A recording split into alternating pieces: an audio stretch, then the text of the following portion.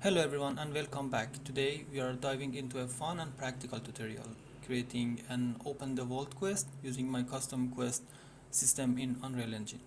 This system is designed to be highly modular and performance friendly, which you'll see as we build this quest from the ground up. Before we jump into blueprints, let's take a quick look at our scene. We have a key area where we'll spawn our vault key. Over there is main objective, the vault.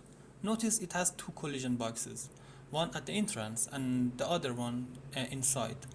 There are crucial parts for our quest logic.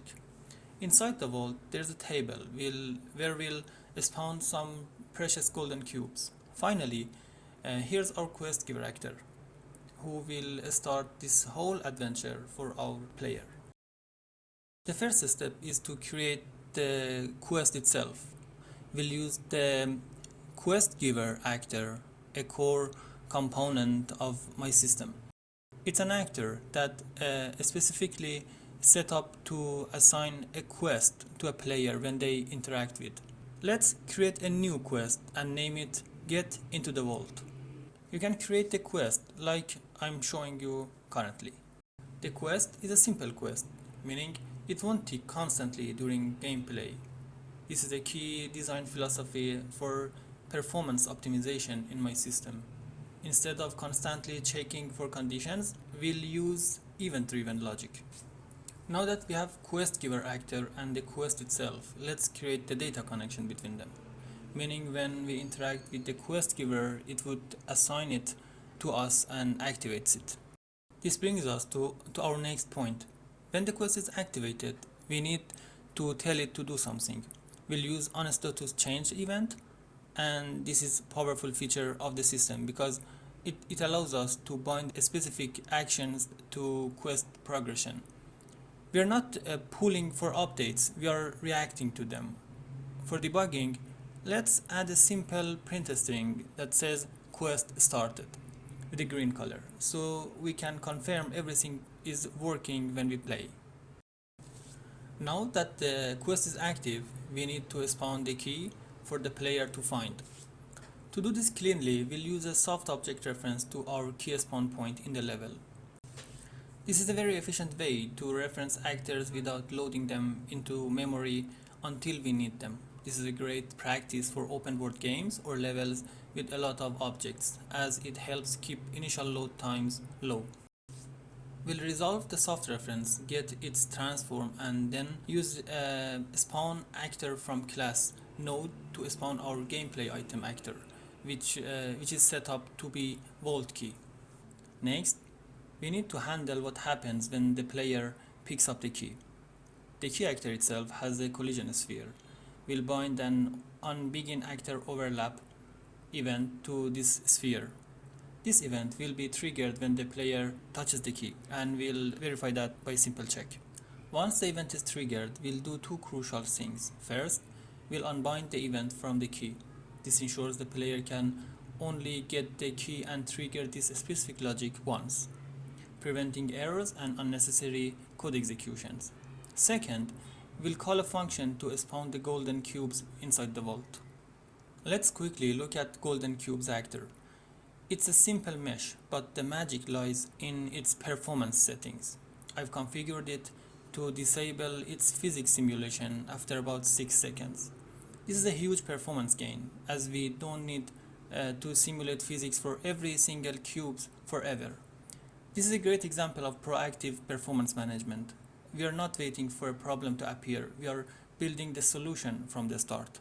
Back in our quest blueprint, we'll create a function to spawn these cubes. We'll use a for loop of 30 instances to spawn. To make the scene look more natural, we'll add a random vector to the spawn location, so the cubes are scattered a bit instead of all spawning in one exact spot. Now for grand finale, opening the vault. This is handled by our entrance trigger box. We'll bind another unbinding overlap event to this trigger box, making sure the overlapping actor is our player character. If the player has the key, now we can open the door. We'll call a custom event to our door blueprint called OpenTheDoor. To make the door opening look smooth and dynamic, we'll use a timeline node. Inside the timeline, we'll create a flow track that goes from 0 to 1 over a short period. We'll use this normalized value to drive the door's rotation. By taking the door's current rotation and adding a multiple of this value, for example 90 degrees, we can make it smoothly rotate. Remember to clamp the final value to 90 degrees to ensure the door isn't over-rotated. Just like with the key, we'll also disable the door's ticking once the animation is complete to keep performance high. This event-driven optimization is a huge benefit of the system.